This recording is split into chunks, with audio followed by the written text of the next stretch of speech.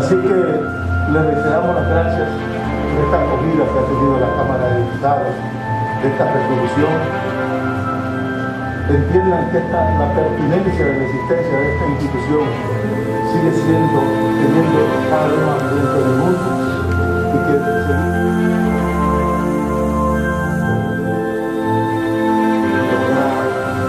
finalmente, teniendo la presencia de ustedes aquí, podamos hacer este recuento y también nosotros, con nuestra acción, poner nuestro granito de arena para que la paz mundial y el bienestar y el entendimiento entre líderes políticos y religiosos sea una realidad, y por eso esto lo hacemos con muchísimo gusto.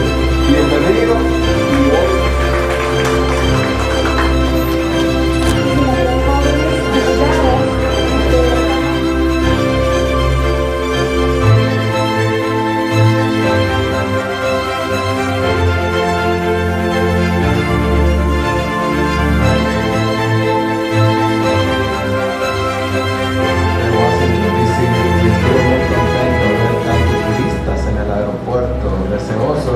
De gozar de las bellezas de la República Dominicana.